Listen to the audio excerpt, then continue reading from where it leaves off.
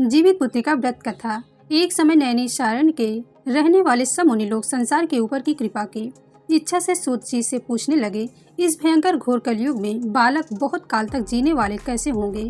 सूत जी बोले, द्वापर के अंत में जब कलयुग प्रवृत्त हुआ तब दुखनी स्त्रियां विचार करने लगी कि माता जीती हैं, उनके आगे लड़के नष्ट हो जाते हैं। ऐसा निश्चय करके गौतम ऋषि के पास सब मिलकर गई। सुखपूर्वक महात्मा गौतम एकांत में बैठे थे।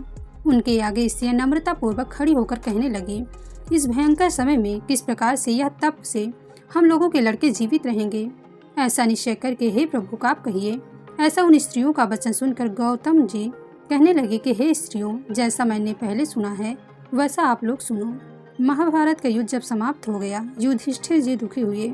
अश्वत्थामा ने इनके पुत्रों को जब मार डाला तब इस शोक से घबराई हुई द्रौपदी मरे हुए पुत्रों को देखकर अपनी सखियों के साथ महाराज धौम्य के पास गई। द्रौपदी बोली, हे ब्राह्मण श्रेष्ठ, इस उपाय से पुत्र दीर्घायु जीवी होंगे, ये प्रसन्नता पूर्वक निश्चय करके कहिए। तब धौम्य जी बोले, पहले सतयुग में सत्य बोलने वाले, सच्चाई रखने वाले, सबको समान दृष्टि से देखने वाले, दया से युक्त जीमूतवाहन नाम के राजा हुए। वह किसी समय अपने ससुराल में जाकर अपनी स्त्री के साथ रहने लगे। उस गांव में आधी रात के समय पुत्र शोक से घबराई हुई पुत्र शोक को पुनः देखने में आशा रहित एक दुखनी करुण स्वर में रुदन करने लगी, हाय हाय, मुझ बुढ़ी के आगे जवान पुत्र नष्ट होने लगा। ऐसा उसका रोना सुनकर दया से युक्त राजा का हृदय फट गया। तब राजा वहां जाकर बोला, इनके मरने का कारण कहो। वह बोली, हे राजन, रोज रोज गरुड़ मेरे लड़के को खाता है। वृद्धा का वचन सुनकर दयालु राजा बोला, तू खड़ी रहे, तेरे पुत्र की रक्षा के लिए मैं यत्न करूंगा।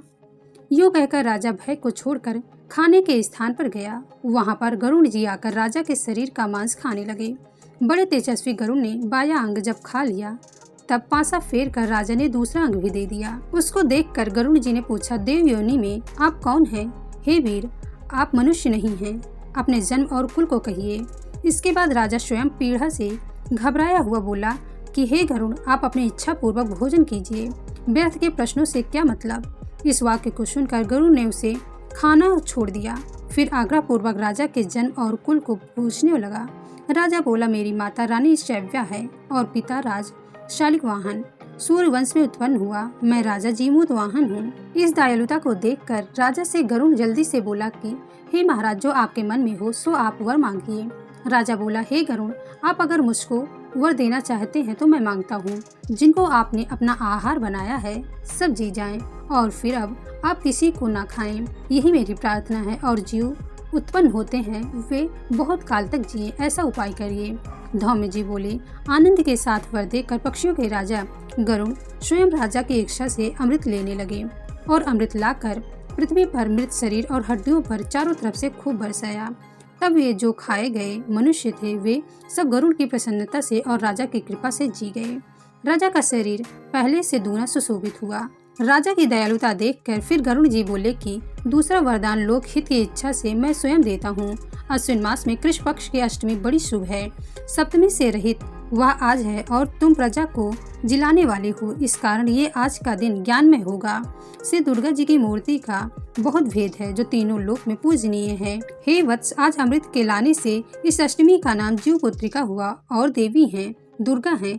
इस अष्टमी तिथि में जो स्त्रियां जीव पुत्रिका का भोजन करेंगी और गुस्सा से तुम्हारा रूप बनाकर श्रद्धा और भक्ति से पूजन करेंगी, उनके सौभाग्य की वृद्धि और वंश की वृद्धि निरंतर होती रहेगी। हे महाराज, इसमें कोई संशय नहीं है। सप्तमी से रहित जो अष्टमी है उसमें उपवास करें, जिसमें सूर्य नारायण उदय हो रही हैं, वही अष्टमी है, और पारण नवमी के दिन करें। सप्तमी के सहित अष्टमी नहीं करना चाहिए, नहीं तो कोई फल प्राप्त नहीं होता है और सौभाग्य भी निश्चय नष्ट ही हो जाता है। इस प्रकार से गरुड़ जी राजा को वरदान देकर विष्णु लोक वैकुंठ चले गए। राजा भी अपनी स्त्री के साथ अपने नगर को चला गया। हे देवी, यह बहुत दुर्लभ व्रत मैंने कहा, जिस व्रत के प्रभाव से लड़के बहुत दिन तक जीवित रहेंगे। इस वास्ते हे देवी, इस व्रत को पूर्वोक्त विधि विधान से करो और इसमें पार्वती जी शैलपुत्री जो उनका पूजन करो, तब तुमको फल प्राप्त होगा। मुनि के वचन को सुनकर द्रौपदी ने बहुत प्रसन्न होकर ग्राम की सभी स्त्रियों को बुलाकर इस उत्तम व्रत को किया। गौतम ऋषि बोले, इस व्रत के प्रभाव को सुनकर चिल्हे ने किसी सुंदर सखी सियारिन से कहा। उसने भी इस व्रत को स्वीकार किया। किसी पीपल के उली में रहकर चिल्हे व्रत को करने लगी। उसी पीपल के खूंडर में सियारिन भी व्रत करने लगे। कहीं पर उत्तम ब्राह्मण से इस कथा को सुनकर चिल्ही ने अपनी सखी सियारिन, जो कि खोंडर में बैठी थी, उससे कहा। आधी कथा को सुनकर भूख से दुखी शरीर वाली सियारिन खोंडर में निकलकर जल्दी से मुर्दों से भरे हुए शमशान पर गई। वहां जाकर अपनी इच्छा पूर्वक सियारिन ने मांस खाया और चिल्हे ने निर्जल व्रत किया। तब प्रातः काल हो गया। गौशाला में जाकर सुगंधित युक्त सुंदर जल पिया। वहीं पर स्वचित से नवमी के दिन नवमी में पारण किया। कुछ ही दिनों के बाद दोनों ने अपने शरीर को छोड़ दिया। बाद में कौशलपुर में किसी धनी के घर संयोग से दोनों का एक ही घर में जन्म हुआ। बड़ी बहन सियारिन हुई और छोटी बहन चिल्ही हुई। संपूर्ण लक्षणों से युक्त उसको जाति का स्मरण रहा। बड़ी बहन काशीराज ने ब्याही।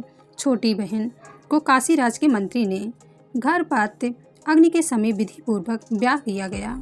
पूर्व जन्म के फल से मृगनयनी रानी से जो लड़का उत्पन्न किया, वो सब यमराज के घर चले गए। जाति का स्मरण रखने वाली दीवान जी की स्त्री ने 8 पुत्र उत्पन्न किए। 8 वसुओं की माता की तरह उसको देखकर राजा की स्त्री राजा के आगे ईर्ष्या के साथ बोली, हे नाथ, मेरे वचन को आप पूर्ण करो और जिस रास्ते से मेरे लड़के यमराज के यहाँ गए हैं, उसी रास्ते से अगर हमारा जीवन चाहते हो तो मेरी बहन के लड़कों को भी पहुँचा दो। ये सुनकर राजा ने वैसा ही किया। इसके बाद जीवित पुत्रिका ने उनको जिला दिया। एक समय वन में उनके सिर काटकर बांस की दौरी में रखकर उसके घर भेज दिया। वे सब सिर अनेकों रत्नों से सुशोभित हो गए। बिना चोट चपेट के सभी जी गए। उन लड़कों को देखकर राजा की स्त्री बड़े आश्चर्य को प्राप्त हुई। आकर के अपनी बहन से पूछने लगी कि तुमने कौन सा व्रत किया जिससे तुम्हारे लड़के बार बार मर के भी जी जाते हैं। दीवान जी की स्त्री बोली कि पूर्व जन्म में चिल्ही रहे तू सियारिन नहीं, जीवित पुत्रिका के व्रत को करती हुई तूने अच्छी तरह व्रत का पालन नहीं किया। उसी दोष के हक से तेरे लड़के नहीं जीते। मेरा व्रत नष्ट नहीं हुआ था, इससे मेरे लड़के जीवित रहते हैं।